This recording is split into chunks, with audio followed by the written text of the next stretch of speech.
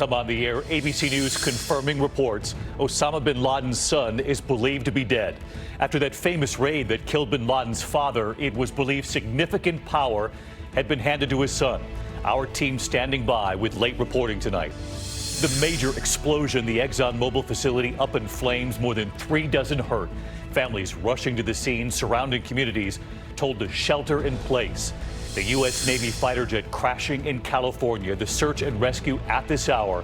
Reports of multiple injuries on the ground. Late today, the powerful home explosion. Authorities had just cleared the home. Several hurt. Severe storms slamming the east right now. The major lightning strikes Gillette Stadium. A treacherous commute. Flights delayed from D.C. to Philly, New York City up to Boston. The new image tonight, that Delta pilot accused of trying to fly drunk pulled off the flight just before takeoff, and what he allegedly did as he tried to pass through TSA.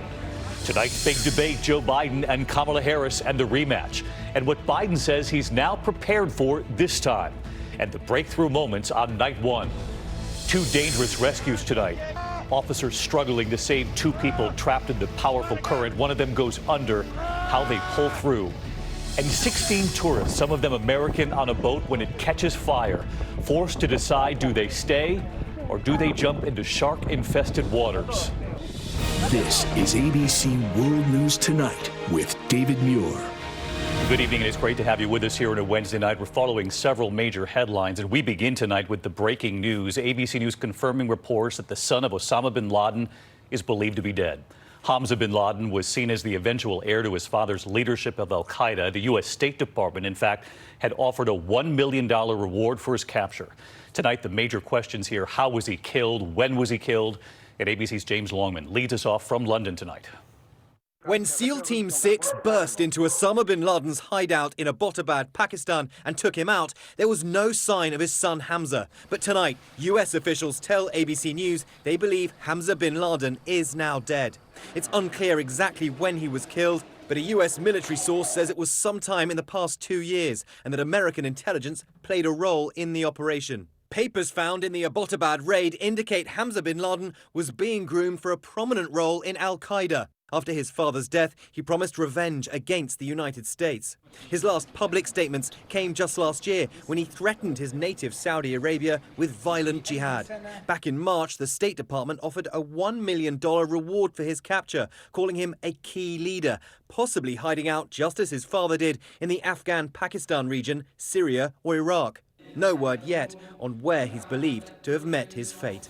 So let's get right to James Longman. He's live in London tonight. And James, Hamza bin Laden was believed to have been about 30 years old. We know he was seen as someone who could recruit young people, perhaps a new generation, to al-Qaeda. Yeah, David, I think that's right. And you shouldn't underestimate the power of the bin Laden name in recruiting more people to the cause. And particularly since al-Qaeda has been losing ground and members to groups like ISIS, this certainly does weaken its leadership. David? James Longman leading us off with the breaking headline tonight. James, thank you. And back here at home into that major explosion and fire at an ExxonMobil facility in Baytown, Texas tonight. Multiple injuries, families rushing to the scene. The community told to shelter in place. Black smoke seen for miles, people told not to open doors and to shut off air conditioners as firefighters then battled the flames. Tonight, more than 3 dozen people injured, and ABC's Marcus Moore is on the scene for us. The fire at this ExxonMobil complex in Baytown, Texas started with an explosion just before noon, towering flames and a thick column of black smoke visible for miles. The fire burning in a facility that contains propylene, an extremely flammable gas. We're seeing it lean a little bit more, it appears. Officials ordering area residents and schools to shelter in place, turn off their air conditioning and keep their windows closed. I just want him out. Mary Landry raced to the scene after an urgent call from her son. He said that a tank blew up, I'm trapped in the back and I can't get out. He said, kiss my babies and tell them I love them.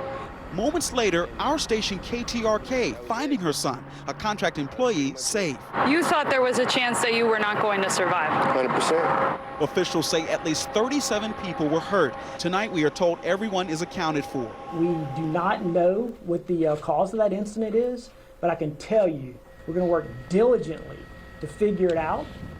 David, as you can see, the fire is out and officials are monitoring the air quality tonight. They say it is safe. It's been, in terms of the wind, relatively calm today, and that might have helped. In the meantime, investigators are still looking into what caused that powerful explosion and fire. David? All right, Marcus, thank you. There's also a search and rescue underway at this hour after a U.S. Navy fighter jet crashed in the California desert, right in a spot popular with spectators. There are reports of multiple injuries on the ground tonight. And here's ABC's Clayton Sandell now.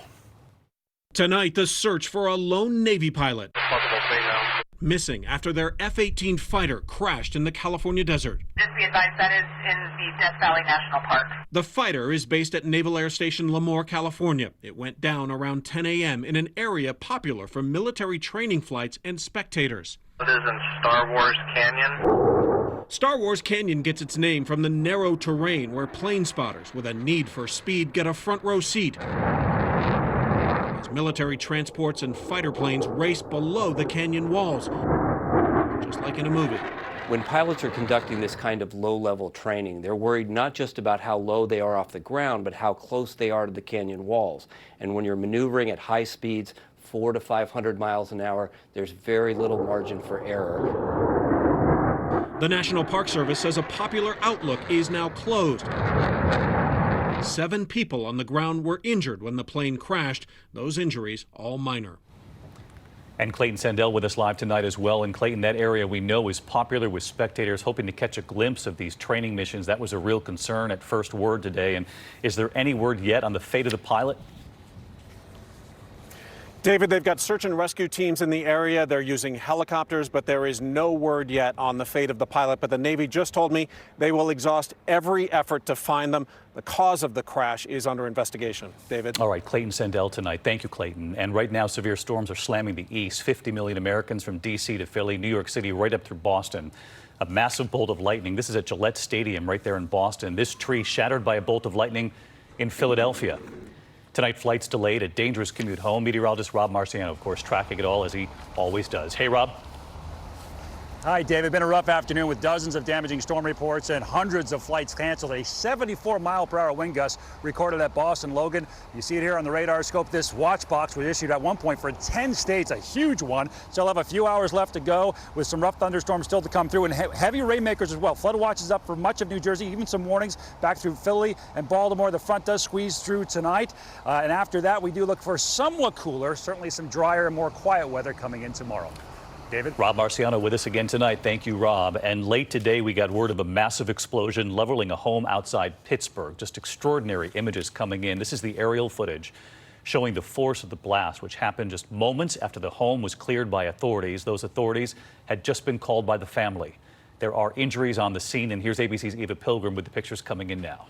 Tonight, investigators on the scene of what was once a home that exploded just moments after everyone inside walked out. Multiple units responding to an explosion off of Park Avenue, North Franklin. Splinters of wood and tiny pieces of debris, all that remained from the blast. The home completely obliterated. I looked down through my backyard and I seen a fireman walking. And I seen debris flying everywhere. Police telling ABC News the homeowner called authorities after smelling gas. The fire department and gas company quickly responding, trying to clear the home. Emergency crews putting one person on a stretcher. At least 4 were hurt, including 2 firefighters, but all with non-life-threatening injuries. David, neighbors even saying they could feel the blast. Some of them reporting damage tonight. First responders remain on the scene. David? All right, Eva Pilgrim reporting in. Thank you. New developments in the case of those 2 American teens accused of stabbing to death an Italian police officer in Rome. The father of Finnegan Lee Elder arrived in Rome today. He hasn't yet seen his son, who is accused of being the stabber. It comes as Italian TV broadcast Instagram photos, one showing that young American suspect holding a large knife, and another image possibly from just hours before the incident. Italian police are examining the images. Now to the new image tonight of that Delta pilot accused of trying to fly drunk. He was pulled off the plane just before takeoff from the Minneapolis-St. Paul airport. And tonight, what he allegedly did as he tried to pass through a TSA checkpoint. ABC's David Curley covers aviation. This 37-year-old Delta pilot, Gabriel Schroeder, is grounded tonight, suspected of being drunk as he prepared to fly passengers. The pilot saw that Minneapolis police were conducting additional random checks at the checkpoint. According to police, Schroeder looked confused, told a TSA officer he wasn't ready to be screened, and left the area. Authorities say he's seen on surveillance video going into a men's room, where police later find an unopened bottle of vodka. The visibly nervous pilot does go through screening, but police are suspicious, and officers find Schroeder in the cockpit for the flight to San Diego. As passengers waited, Schroeder's breathalyzer was well over the limit for pilots. He was arrested. For a pilot, he looked a little disheveled, like he had the white with the epaulets and that, but it was dire need of an ironing. It was kind of a schleppy look, because the other pilot, looked like he'd walked out of GQ. Delta found another pilot. The flight was delayed for an hour. The airline says it has no tolerance for violations of alcohol policies. The pilot has not yet been charged. David Corley tonight, thank you. We turn next year to the life or death battle on a rushing river in Des Moines, Iowa. Police officers fighting to rescue two people whose raft had capsized at the surging waters, then plunging them back under. Here's ABC's Alex Perez with the body cam tonight. Hold the light. Hold the light. The harrowing rescue captured on police body cam video. Don't let go! Watch as brave officers in Des Moines, Iowa battle a raging river to get two people to safety. Their raft capsizing. Using a rope, you can hear the officers struggling to hold on. Oh, get your head up! Give me some room. Don't pull me. Give me some. The man and woman in the turbulent waters near a dam desperately yelling for help until police arrived. Raft upside down and two people stuck under the raft. Hey, stop, she's under! Stop! You can see the powerful current at the officer's feet. After a few nerve-wracking minutes, Get her! The officers are finally pulling them out of the water. David, a Good Samaritan was trying to help before officers arrived. Thankfully, those two people are okay. As for those officers involved, they dried off and went right back to work that night. David? Alex Perez, thank you. Now to the race for 2020 tonight, and a rematch of sorts tonight with Joe Biden and Kamala Harris on that debate stage. Harris took aim at Biden in the last debate weeks ago. Tonight, what Joe Biden is now saying will be different this time. ABC's Mary Bruce in Detroit again tonight. Tonight, as Joe Biden and Kamala Harris get ready for a rematch, a battle is on for the future of the Democratic Party. Democrats win when we run on real solutions, not impossible promises. When we run on things that are workable, not fairy tale economics. I don't understand why anybody goes to all the trouble of running for president of the United States just to talk about what we really can't do and shouldn't fight for. Leading liberals Elizabeth Warren and Bernie Sanders clashing with their centrist rivals over Medicare for All. Medicare for All is comprehensive. It covers all health care needs. For senior citizens, it will finally include dental care, hearing aids, and eyeglasses. But you don't know. Second of all. You don't know that, Second Bernie. of all. We'll come to you in a second, I do know, and I Congressman. wrote the damn bill.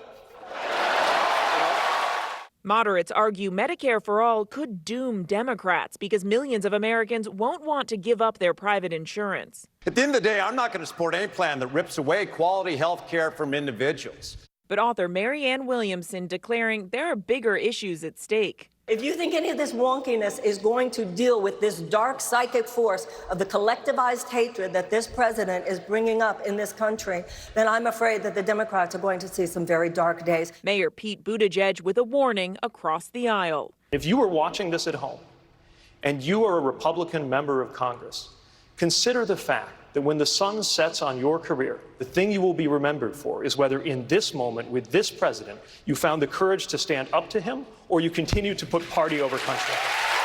Tonight, round two, the pressure is on for Biden after his lackluster first debate when Harris was on the attack. This time, Biden is promising, I'm not going to be as polite. All right, Mary Bruce with us live from Detroit. And Mary, I know you've been speaking to Biden's campaign. So what is the strategy tonight?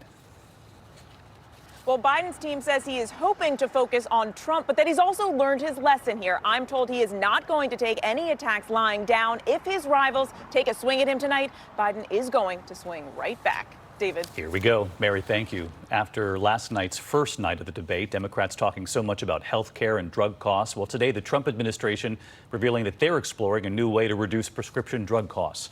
The plan would allow some FDA-approved drugs to be imported from foreign countries at lower costs, especially from Canada, though it could be months or longer to try to rewrite the rules. The Federal Reserve lowering its benchmark interest rate today for the first time since the Great Recession in 2008, cutting the rate 0.25%, citing slowing global growth and trade tensions, but signaling